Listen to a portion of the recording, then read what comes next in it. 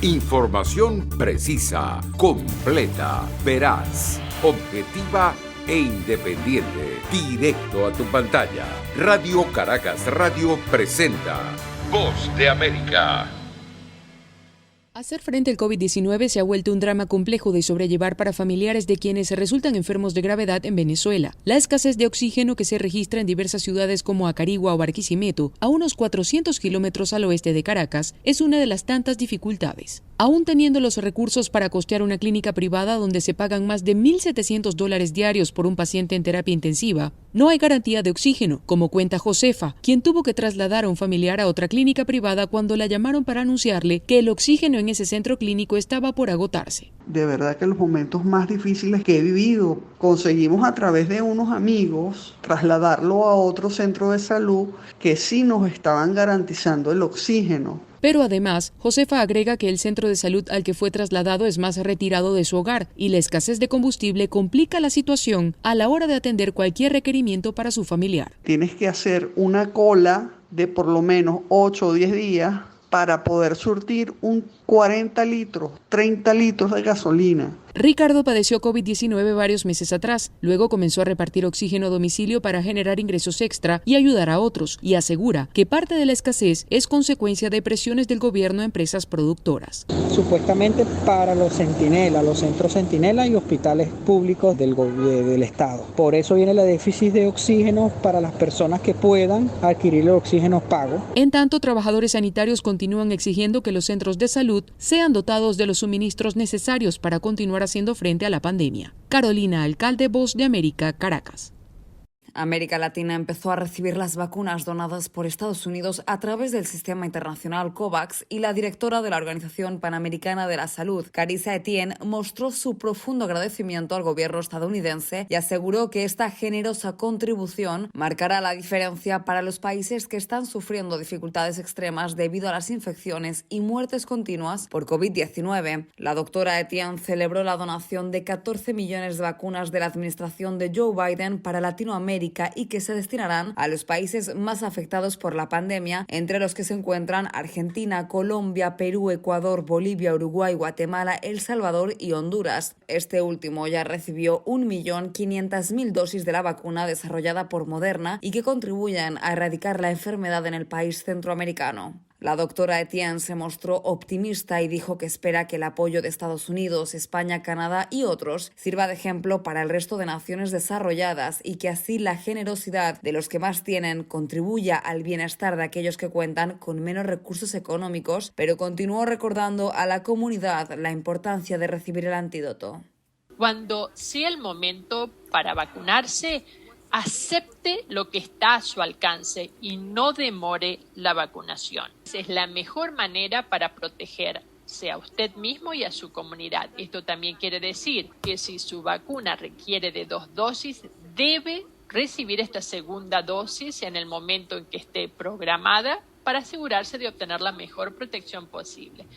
América Latina y el Caribe constituyen el epicentro actual de la pandemia a nivel mundial y gracias a estas desinteresadas donaciones se espera que la situación mejore. Hasta ahora, la región registra las cifras más elevadas de infecciones y fallecidos por COVID-19 y muchos de los hospitales se encuentran al límite de su capacidad. Mientras tanto, todavía hay países que no han podido vacunar ni a más del 1% de sus ciudadanos. Las consecuencias vitales y económicas que ha tenido y continúa teniendo el COVID-19 en la zona son desoladoras. Desde que empezó la pandemia, el número de fallecidos asciende a 1.200.000 personas en un territorio que, según apuntó la Comisión Económica para América Latina y el Caribe, CEPAL, vive un incremento en la pobreza de al menos 22 millones de personas más con respecto al año anterior, lo que supone una crecida sin precedentes de los niveles de pobreza. Y los expertos aseguran que las vacunas son la única solución para contener la pandemia y sofocar la magnitud de sus daños. Judith Martín Rodríguez, Voz de América.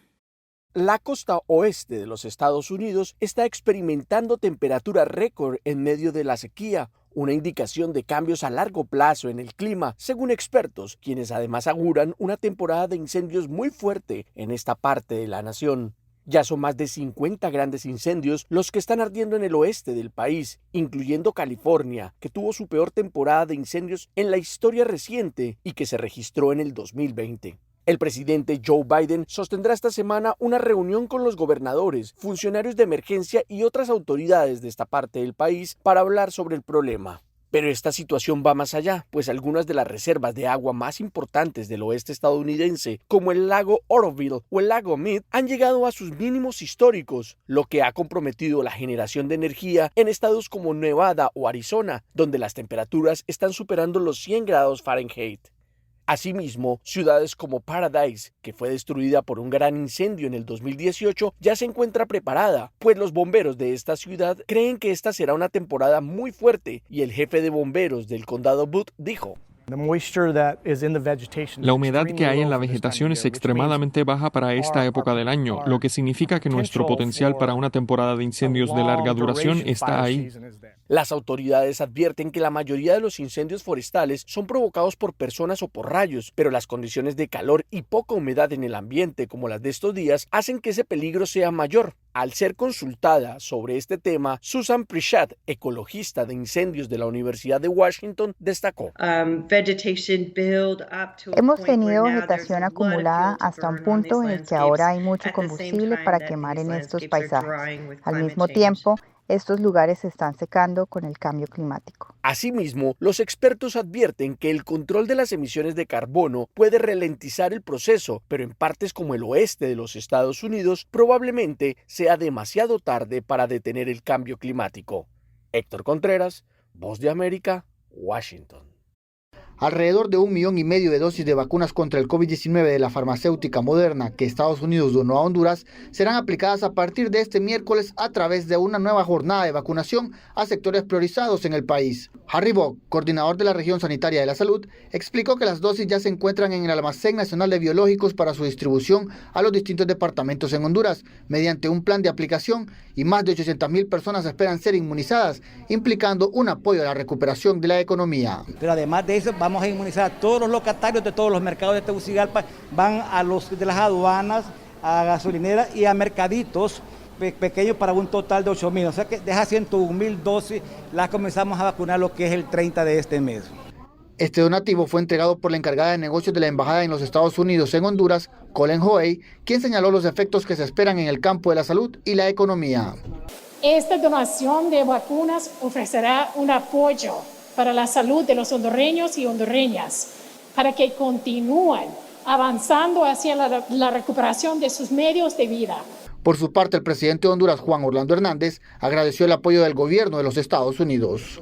Así es de que en nombre de Honduras, Colín, gracias. Y también que este mensaje vaya al resto de los países del mundo. Honduras es el primer país latinoamericano en recibir una donación de vacunas dentro de los 80 millones de dosis prometidas por el presidente Joe Biden, y de las que más de 20 millones fueron enviadas a naciones de América Latina y el Caribe. Oscar Ortiz, Voz de América, Honduras.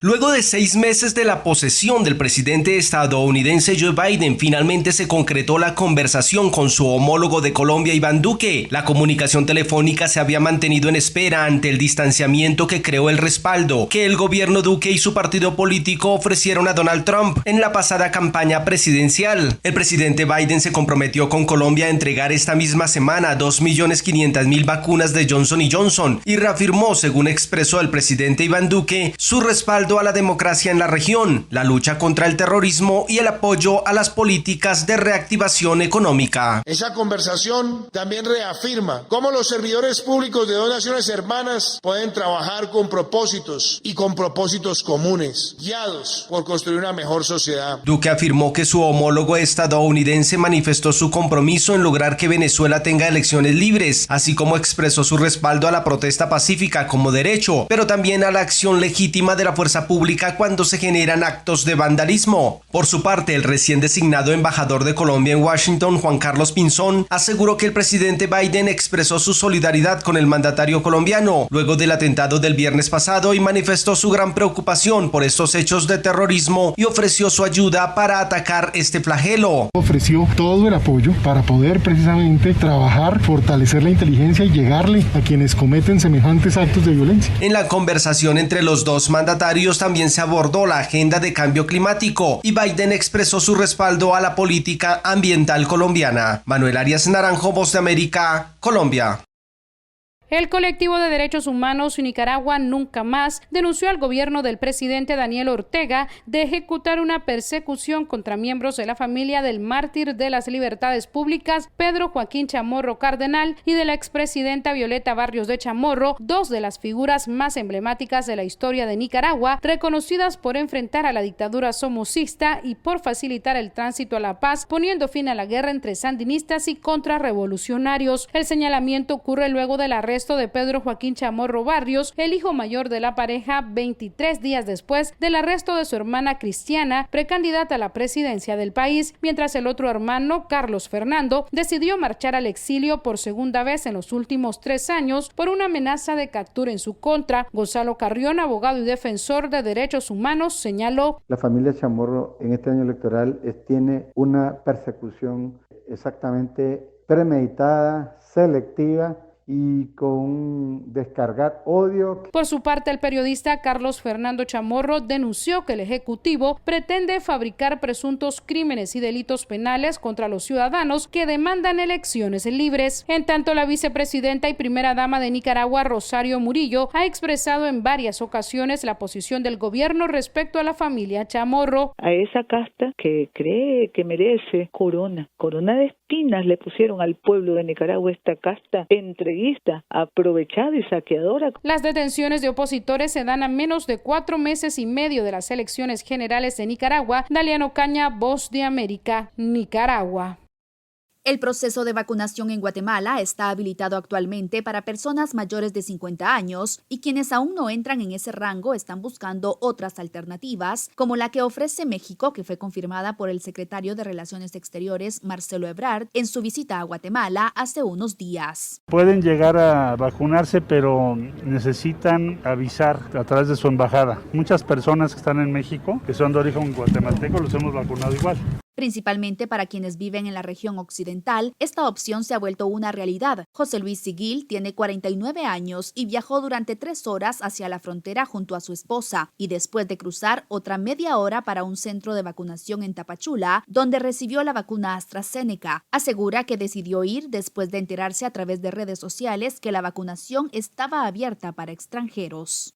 Solicitan solo el DPI con fin de corroborar la edad de las personas. Siguil asegura que pese a su condición de vulnerabilidad por ser diabético, no ha podido registrarse para optar a la vacuna en Guatemala, además de una gestión cuestionable del plan de vacunación en el país. Yo soy de las personas que debieron haber sido priorizadas desde hace mucho tiempo y sin embargo no hay posibilidad. La alternativa en Guatemala es muy mala, dado la solidaridad que ha manifestado en México, no solo trasladando vacunas a Guatemala en donación, sino abriendo la posibilidad de que las personas guatemaltecas se puedan vacunar en México sin ninguna restricción. Me parece que era la mejor alternativa. Autoridades de la Embajada de México confirmaron que para ingresar a territorio mexicano se debe contar con visa vigente o con el permiso temporal que ofrece el consulado y que quienes cumplan con esos requisitos pueden ser vacunados. Eugenia Sagastume, Voz de América, Guatemala. Un equipo de más de 80 expertos, incluidos arqueólogos, ingenieros y restauradores, trabajó en el hipogeo del Coliseo durante 2 años. El proyecto fue la segunda fase de una importante restauración del emblemático hito que comenzó en septiembre de 2013. El financiamiento fue proporcionado por el grupo de moda Tod's de Diego de la Valle, que ese año prometió 25 millones de euros para el ambicioso y complicado proyecto. Al hablar en la inauguración del hipogeo, de la Valle expresó su satisfacción por lo que se ha logrado hasta ahora para un monumento que dijo todo el mundo ama, y también elogió la decisión que permitió que los sectores público y privado se unieran por una buena causa. Alfonsina Russo, directora del Parque Arqueológico del Coliseo, dijo que un monumento dentro de otro monumento ha sido completamente restaurado y reabierto, y destacó que la restauración del hipogeo fue muy compleja y que cada piedra ahí es un testigo de todo lo que ocurrió bajo la gran arena del Coliseo desde su inauguración en el 80 después de Cristo hasta su ejecución final en el 523 después de Cristo. Hace 2000 años que este era el corazón del anfiteatro Flavio, donde se llevaron a cabo todos los preparativos para los espectáculos. Este era el backstage, donde los gladiadores se preparaban para sus desafíos y donde se guardaban jaulas con animales salvajes para los espectáculos. Ahora se ha construido una nueva pasarela de madera de 160 metros para los visitantes en el hipogeo, que da acceso a partes del monumento que antes no eran visibles. Russo explicó que este área de 15.000 metros cuadrados estaba llena de tecnología avanzada para su época, con plataformas móviles y elevadores de madera que permitían a los animales y al artista salir a la arena para que pudieran unirse a la acción de combate. También había un sistema de agua especial que llenaba la arena con agua para las batallas navales, normalmente para la gran final de los espectáculos en el Coliseo. La tercera fase, que se lanzará próximamente, incluirá la restauración de galerías, la creación de un centro de visitantes completamente nuevo y un sistema de iluminación. Otro proyecto aprobado para el Coliseo implica la instalación de un escenario retráctil de alta tecnología que se espera que esté operativo en 2023 y que probablemente traerá de vuelta eventos y espectáculos culturales. Sabina Castelfranco, Voz de América, Roma.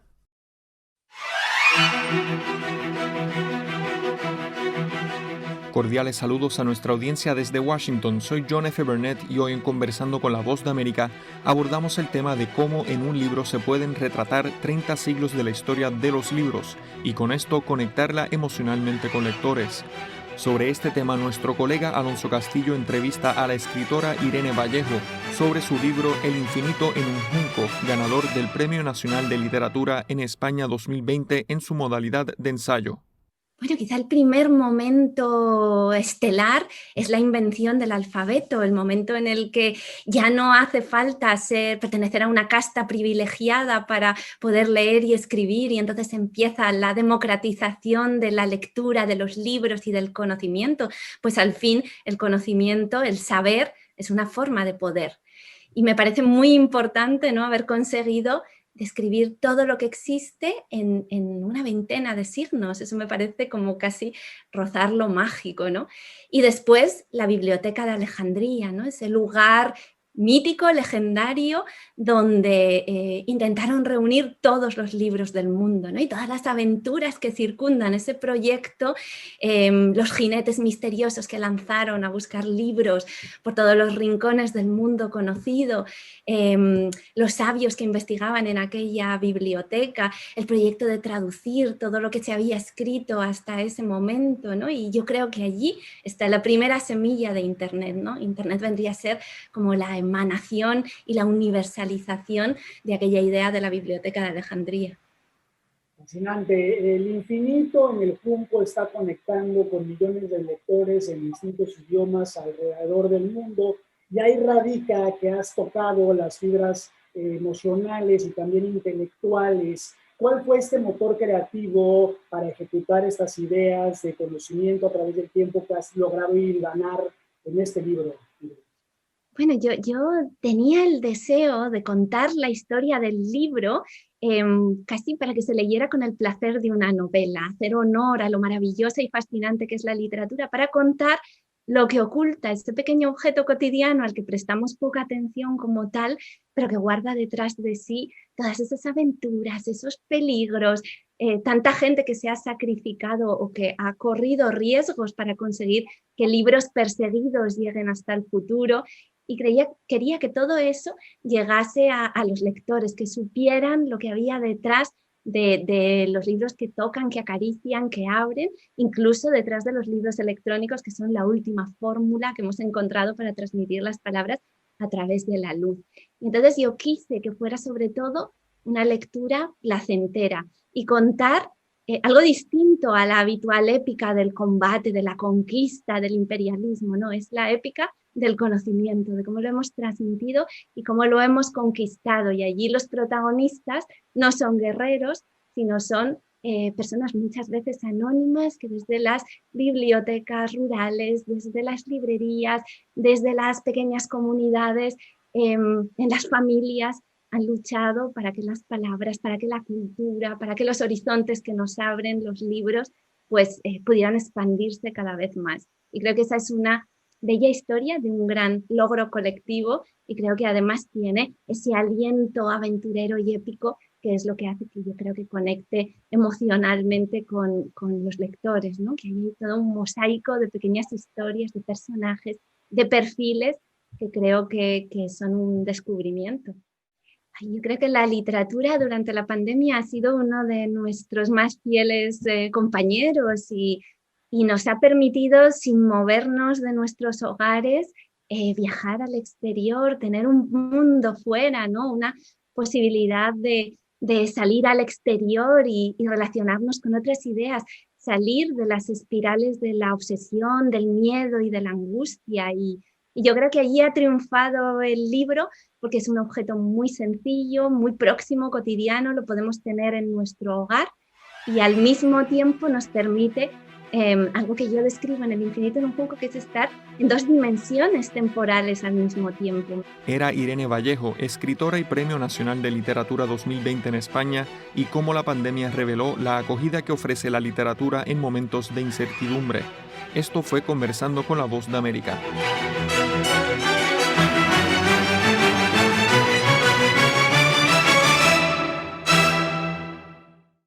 Información precisa, completa, veraz, objetiva e independiente. Directo a tu pantalla. Voz de América en RCR 750.